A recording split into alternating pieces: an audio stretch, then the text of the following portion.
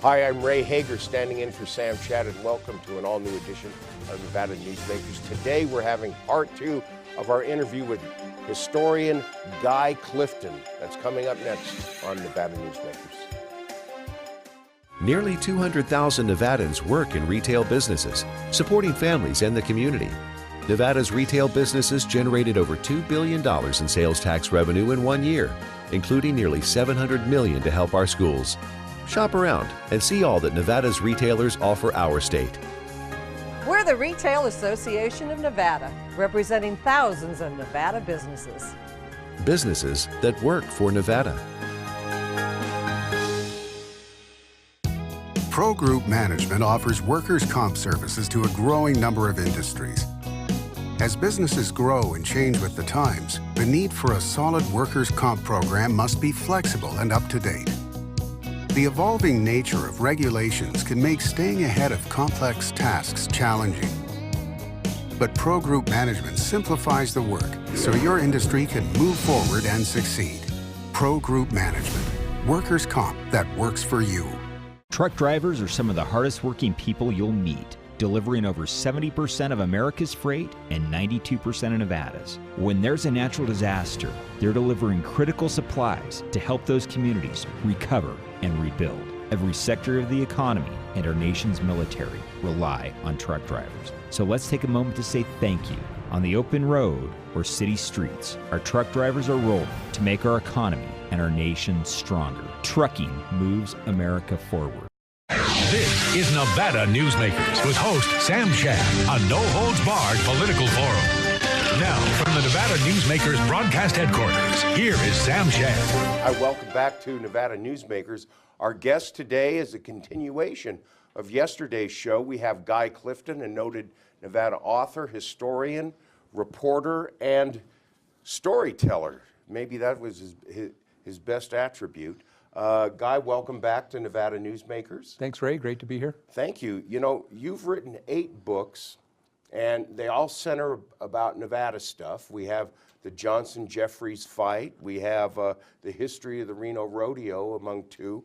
One of your books, and people say this is your best work, it's called Dempsey in Nevada, and it's about former boxing champion Jack Dempsey's time in Nevada, which really hardly anybody knows about. In fact, former RGJ publisher Warren LaRude said you wrote this about something that many of us didn't even know was a story. So what is the story of Jack Dempsey in Nevada? Well, Jack Dempsey, you know, he was, when you look back at the golden age of sports, which was the 1920s, and think about you know, the stars of the day. If we look back at it today and say who was the most famous athlete then, everybody would say Babe Ruth. But in their day, Jack Dempsey was the biggest star of the 1920s. Great boxer, heavyweight champion. The champion from 1919 to 1926. He, you know, Babe Ruth's highest salary with the New York Yankees was about $88,000 in 1927. Jack Dempsey made $717,000 for one fight against Gene Tunney in 1926. So he fought in the first $1 million gate, and he fought in the first $2 million gate. He fought in the first $1 million gate where there was no title attached to the bout. He went and starred in Hollywood. He starred on vaudeville. He was, you know, when he came to Reno as a retired champion in 1931, the only thing you compare it to now, he moves to Reno in 1931 and buys a house and everything. And, you know, the only thing you compare it to now is be like, what if Tiger Woods came in, or Michael Jordan came and bought a house in Reno? Would be that kind of reaction to it. What did he do here? Was he a fight promoter, or did he travel around the state? Both. He came here in, it's funny, he came here in 1931. He was married 4 times in his life, and all his wives had there was a Nevada connection to all his marriages. His first wife worked as in a brothel in Wells. His second wife, he ended up getting divorced from in Reno. He married his 3rd wife in Elko, and he had to come to Reno and 1964, his last publicized trip here, so his fourth wife could get divorced from her husband, so they could get married. 1964? 1964. How old was he then? He must have been a real old timer.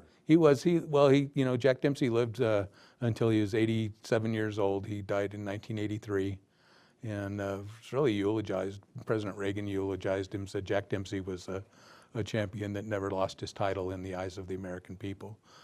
He was one of those guys that became more popular as time went on. He wasn't a particularly popular champion at first because his first wife, her name was Maxine Cates, who worked in this Wells brothel, accused him of being a draft dodger for World War I. And it was really something that haunted him for the rest of his life, the accusation that he had been a draft dodger. While he was in his 40s in World War II, and he volunteered to go into the Coast Guard and served in uniform. Was at Okinawa during the invasion of Okinawa for that, because he wanted to show that that he did have this love of country, that he wasn't a draft dodger. So it was really just a really important part of his life. But anyway, he came to Reno. He fought in Reno in 1915, just as a 19-year-old kid. Came here, he was too poor to even buy a ticket on the train. Came here riding on the brake beams of the train. It was a practice called riding the rods that the hobos used. Came here and fought a couple times. Went down and fought in Goldfield and then in Tonopah. He and this guy Johnny Sudenberg, they fought and got paid $100 for their fight in Tonopah, and then they went to the bar to celebrate, and some robbers came in and stuck up the bar and took their $100. So they didn't get anything for the fight. Yeah, that was in Tonopah. So that was in 1915, and then he fought in Ely a couple times. He fought came back and fought in Reno as the #1 contender to the heavyweight championship in 1918. And, now, who did he fight in Reno in 18? He fought a guy named Jack Moran, who was Jack Moran. Yeah, who was not a very good boxer, I guess. Before the fight, Jack Moran was training down at Moana Springs, and he put on what the newspaper described as a fancy diving exhibition, and he kind of put one on in the ring the next day too, because Dempsey knocked him out real fast. So he really took a dive in the ring as well. Well, he was getting practice out at Moana. That's right, yeah, but Dempsey knocked him out in one round. Did Dempsey have a title fight in Nevada at all? He never had a title fight in Nevada. He, although there was a lot of speculation that he would have when he fought Jess Willard. Jess Willard is the guy that took the championship from Jack Johnson in Havana, Cuba. So Dempsey was the champion after Willard. The fight that they had in Toledo was a lot of people speculated that said Reno was the only place that could hold this fight because the boxing laws were still pretty restrictive at the time. And but Tex Rickard, who was the promoter, who also had promoted the Johnson-Jeffries fight, he wanted to get to a population center, and Toledo was a place where the people could come by boat on the Great Lakes and from Chicago and places like that were nearby, and attract a big crowd. And he did. He made over $800,000 for that fight. Didn't he also fight in Yankee Stadium? Or he did. He fought a guy named Jack Sharkey, who was the #1 contender. This is after he lost his title. Go ahead. We got to take a break. Okay. Okay, we'll be right back. I get lost in Guy Clifton's stories. They're so interesting. We'll be right back more with Guy Clifton after these few messages. Tamarack Junction is South Reno's hotspot with over 450 of the latest slots and video games. Sully's Sports Bar, the Dining Car Restaurant, William Hill Sportsbook, and the Tamarack Steakhouse and Lounge. We're just north of the Summit Mall in South Virginia. Yeah. How do you shed some light on a better economy? Start with growth inspired by Valley Electric Association. We're a member-owned power company that puts Nevada first, and we're doing big things, like providing prosperity by securing renewable energy projects. For Nevada, that means more jobs and more opportunities, all for a strong statewide economy. In other words, together, we're doing powerful things. Visit us at vea.coop to learn more. Hi, I'm Eric Robnett, owner of Home Energy Experts. Has this ever happened to you? Honey, did you remember to turn down the thermostat? Forgetting to set the temperature? Not fun. We can help. Our new smart thermostat keeps the temperature set for your comfort all by itself. I'm feeling hot now. To increase your comfort, go to homeenergyexperts.com for details. That's homeenergyexperts.com. The signs and symptoms of cataracts can start out small with subtle changes in your vision. So don't wait. Be proactive and take your vision into your own hands. If you're experiencing the onset of cataracts or just have questions, contact your eye care professional or call Eye Care Associates of Nevada today. Dr. Hiss has years of experience specializing in the surgical correction of eye disorders and has completed over 84,000 vision correcting procedures. At Eye Care Associates of Nevada, we'll change the way you look at the world. The Tamarack Junction Steakhouse is known for signature steaks, handcrafted cocktails, and world-class wines. Join us Thursdays and Friday nights from 4:30 to 6:30 in the Steakhouse Lounge for live music, gourmet plates, and well-priced wines, just north of the Summit Mall on South Virginia. This is Nevada Newsmakers. Hi, welcome back to Nevada Newsmakers. Our guest today is historian and storyteller Guy Clifton. Guy, when we were took a break from the last segment, you were talking about the Jack Dempsey fight in Yankee Stadium. What year? It was against, was it Richard Sharkey or Jack Sharkey? Jack Sharkey. Okay. Okay, so this is, Dempsey had lost his title, this 1927, Okay. or 1926. Dempsey had lost his title to Gene Tunney, and instead of having a direct rematch, Tex Rickard decided that he was going to have some of the other top fighters do a round robin, and then the number one contender would go and challenge Gene Tunney for the title again. Mm-hmm. So they set up Dempsey against Jack Sharkey in Yankee Stadium as the first $1 million gate where there was no title attached to it. And the greatest thing that happened in that fight is that Sharkey was kind of slapping Dempsey around the ring the way that Tunney had done earlier, and Dempsey was still, he was a bull fighter, and he was just still continuing to go forward, and he was hitting Sharkey with a lot of body shots, and some that Sharkey thought might have been low.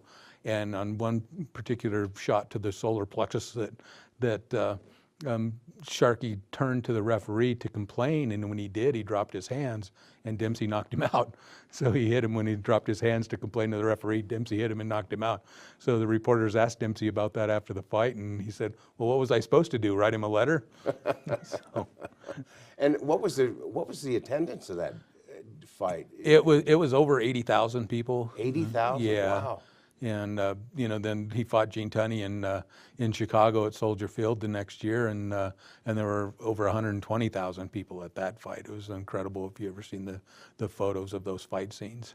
Wow, wow. And that was the first $2 million gate. Gene Tunney won that one as well, and he was given a check for $1 million by Tex Rickard.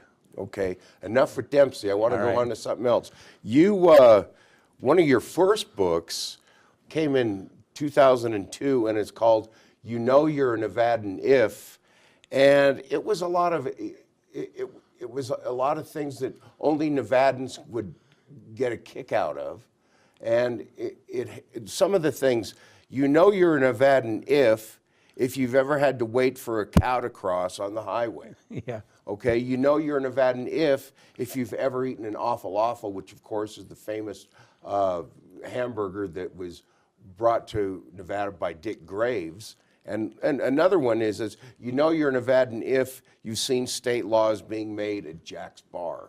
And of course, Jack's Bar is across the street from the Nevada legislature, where a lot of the lawmakers would go and have a drink and talk over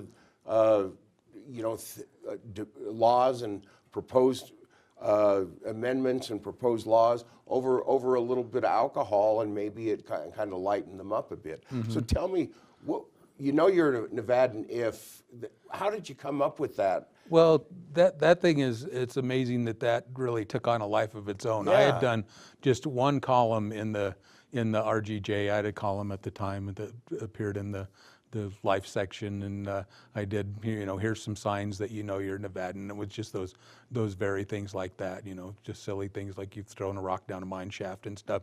And what I did is I opened it up to readers to send in their own suggestions on that. And I literally received thousands and thousands of people sending in those things. I was receiving that stuff for 4 or 5 years after that, almost every week. And so I was having lunch with some of our other friends, John Trenton and others at JJ's Pie Company one day, and I said, you know, I'd really like to turn that into a book, and I'd like it to go to charity, and I wonder how I could go about that. And they suggested I go through Nevada Humanities, which I did. And Marilyn Melton, who was Roland Melton's widow and a great friend of mine, was on the Humanities board at the time. And she said, not only do we need to turn this into a book, I need to do the illustrations for you. So Yes. there's a lot of artwork in these little books that Marilyn, who's a beautiful, wonderful artist, she did all the illustrations, the mugshots of various people and some Nevada scenes and stuff like that. And so we not only did number 1, it was so popular, we said, well, we need number 2, because people in Las Vegas were complaining there's not enough Las Vegas stuff in there. And so we did number 2 and put a bunch of Las Vegas stuff in there as well. And then So people 2 from the north didn't volumes. want to buy it, so 2 volumes. And I have enough stuff for volume 3, and Marilyn and I kick it around every once in a while if we're going to do volume 3. Do you think and you'll do volume 3? I think we will. I think we will eventually, but not anytime soon. Okay, We both have stuff to work on. Before we take a break, you and I wrote a book about the Johnson-Jeffries fight, that, the greatest fight in history that happened in Reno in 1910. And I've tried to suggest to you that we get together again and do a story or do a book on the history of minor league baseball in Reno, but so far you're not nibbling at that one. I mean, it's a great topic, and I think we could have fun doing it. But as you know from working on the Johnson-Jeffries book, that's like having a full-time job on top of your full-time job, and you kind of have to make that commitment and dive in with, and just do it. And I don't know at this point if I have enough irons to be able to put that one in the fire too. Right. Okay, well, Guy, let's take a break right now. We'll be back right after these few messages with noted storyteller Guy Clifton. Dimitri Prine here for Design Outdoor.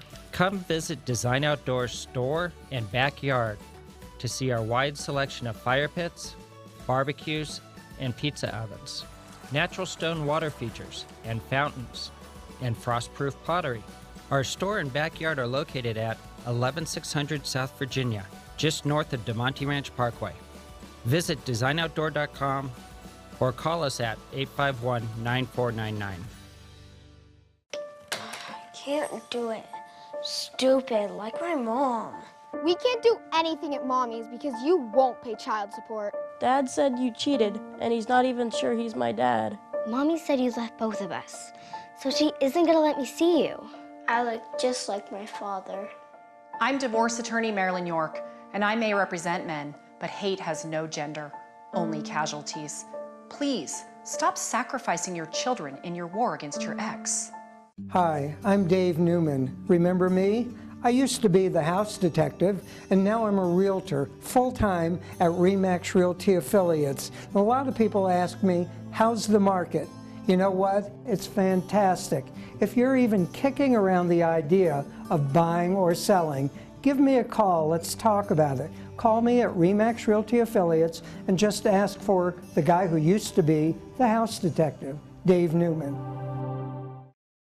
Everyone is talking about opioids, but they're not the only drugs that can be harmful if taken in large quantities or not as prescribed. You also need to be aware of side effects from anxiety drugs, muscle relaxants, sleep aids, and stimulants. Mixing prescription drugs with other drugs or alcohol can be dangerous. If you take Ambien with a glass of wine, it may be enough to stop you from breathing. Prescribed drugs can be just as dangerous as illegal drugs. Take medications only as directed. This is Nevada Newsmakers. Welcome back to Nevada Newsmakers. The guest, of course, is author, historian, storyteller, journalist, Guy Clifton. Guy, you are the public information officer now for the Nevada State Museums. Before that, you were a longtime employee and writer for the Reno Gazette-Journal. In fact, I hired you at the Reno Gazette-Journal. It must have been in 1993. It's your fault. Yes, I was the sports editor, and you came in as my assistant sports editor, and we worked very well together. But I think you've really, since you've gone over to working for the state, you've really landed on your feet. Mostly because you work for a governor that is a true student of history. Governor Brian Sandoval, he's really big with history on the USS Nevada, and if you ever get in back of his office, he's got a lot of artwork from the Civil War, which he is really a student of. How is it working for such a, someone who respects history so much? It must really help your job. Yeah, well, there are a lot of levels between my job and where the governor is, obviously. Right, he's got more to worry about. Supervisors and stuff like that, but Governor Sandoval is,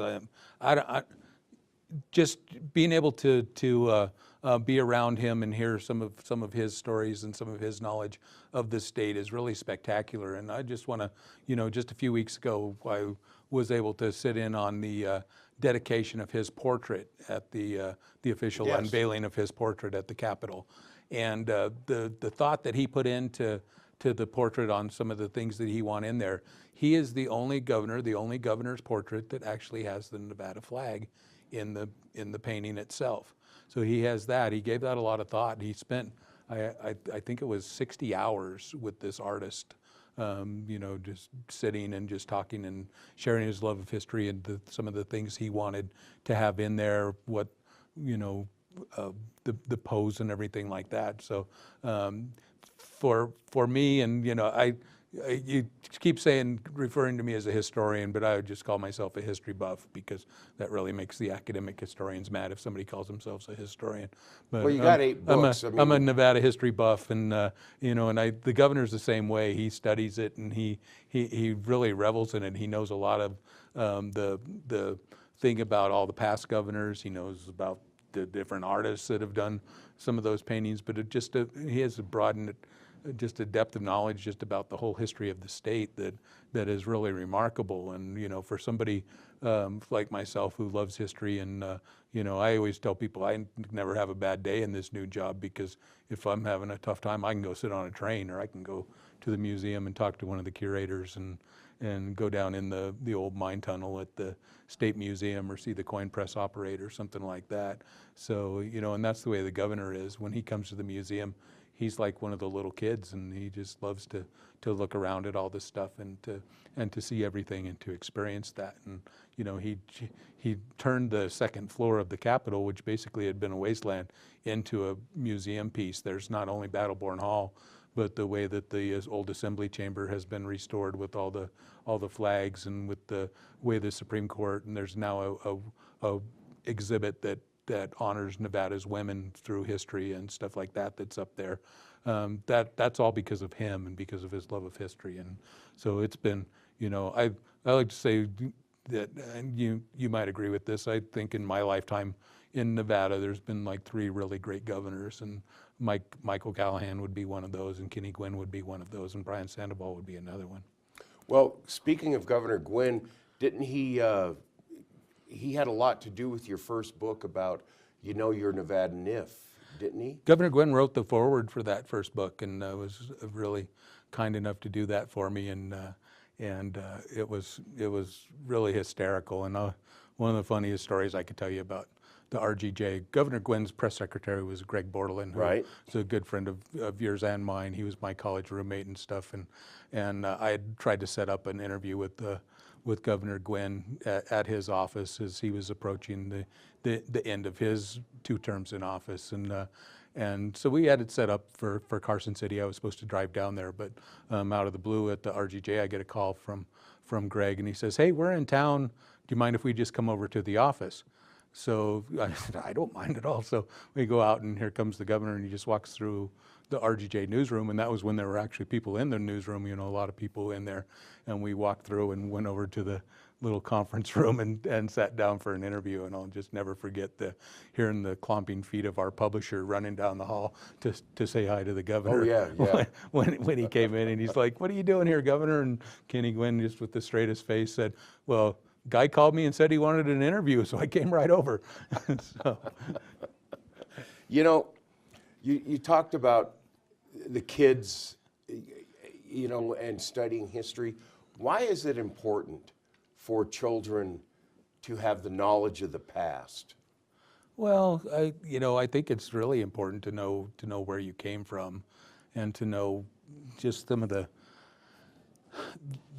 things that have happened that Nevada makes Nevada Nevada. It's an incredible amount of people that have come through here. Some great stories, that are there to share, and no other state has the history that Nevada has. Just like I'm sure if I lived in